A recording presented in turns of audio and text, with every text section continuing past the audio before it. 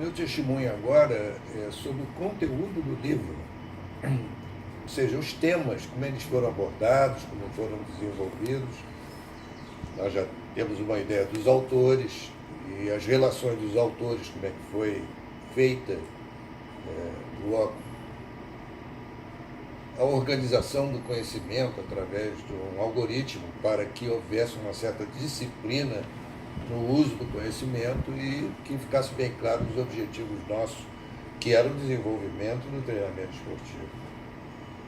Então isso ficou resolvido muito bem. Depois fomos para a prática, que foi a elaboração do próprio livro, a montagem do livro. Mas nessa montagem do livro, é preciso dizer que nós não tínhamos uma experiência.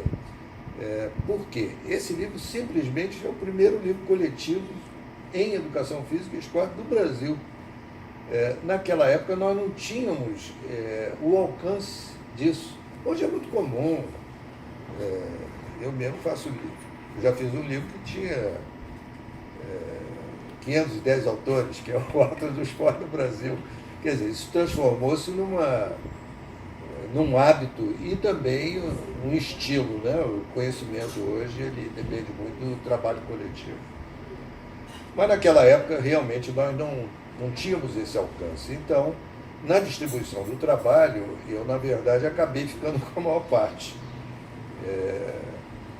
Creio que mais ou menos metade das 380 páginas foi da minha produção.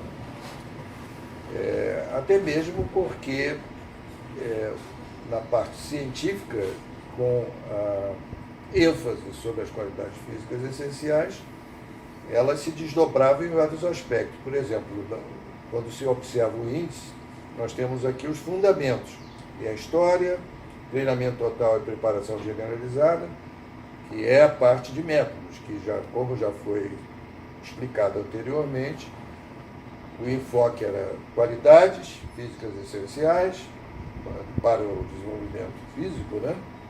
Treinamento físico do ponto de vista científico, e os métodos, que era a parte prática, o que era usado com os atletas e pelos treinadores.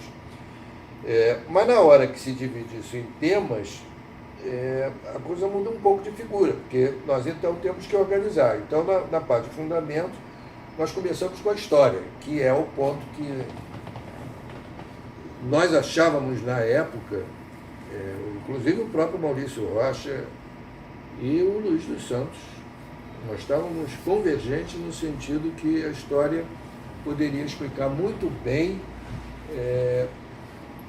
o valor do treinamento físico na própria profissão e na intervenção dos médicos, dos atletas e no desenvolvimento das capacidades físicas de alunos em escolas, ou seja, na própria educação física. Então, nós vemos aqui um capítulo da história, que foi do meu encargo, o treinamento total e preparação generalizada, que eram mais de definições, que também foi do meu encargo, individualidade do treinamento, carga, intervalo e progressão, que era dos meus conhecimentos vindos do treinamento intervalado, que eu tinha muita experiência, e as qualidades físicas essenciais do treinamento esportivo, que também é um capítulo muito voltado para conceitos. Essa é a parte dos fundamentos. Depois vem força e velocidade, continua a ênfase nas qualidades físicas essenciais. O Luiz dos Santos, o Mário Cantarini estão presentes aqui com vários aspectos, músculo e contração muscular, cinesiologia, que era o Facaroli, né? Da ação muscular, tem dois capítulos sobre cinesiologia, tensão de força, Luiz dos Santos, os novos aparelhos de treinamento esportivo que a Maria Lenk contribuiu, está aqui nessa parte de força e velocidade, e o aperfeiçoamento da velocidade. Tudo bem, então já a segunda parte já é justamente os enfoques prioritários do livro. Continua na resistência e endurance, mais uma vez qualidades físicas essenciais, aí aparece o Maurício Rocha, eu, em vários capítulos, E lá no final temos a problemática de aperfeiçoamento da resistência e da endurance em face às condições ambientais brasileiras, que esse era o capítulo destinado à pesquisa, que era realmente uma inovação. Nós acabamos colocando em resistência e endurance porque todos nós achávamos que a pesquisa no futuro incidiria sobre as qualidades físicas essenciais. Acertamos 100% que é hoje que isso acontece. Uma vez que os capítulos destinados ao treinamento, propriamente dito, e métodos, eles eram mais montagens, organização de trabalho. Tem alguma coisa de ciência? Tem. Ciência como observada pela administração desportiva, pela gestão do esporte. Mas a ciência propriamente dita, de desenvolvimento, através de dados e de intervenções, é nas qualidades físicas essenciais, tal qual como nós vemos hoje. Depois nós temos um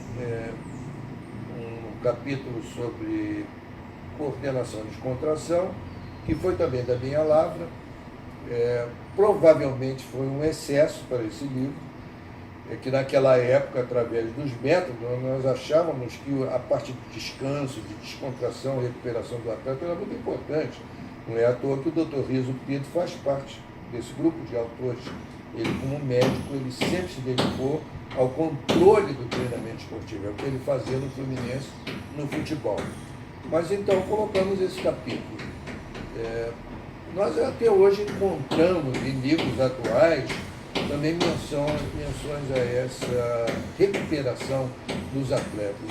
É uma coisa considerada muito moderna, mas naquela época já se percebia que tinha alguma coisa que precisava ser estudada a esse respeito, e algumas informações então foram incluídas aqui, como tentativa, que nós não estávamos seguros disso. Depois vem a preparação psicológica, que já citei falando sobre os autores.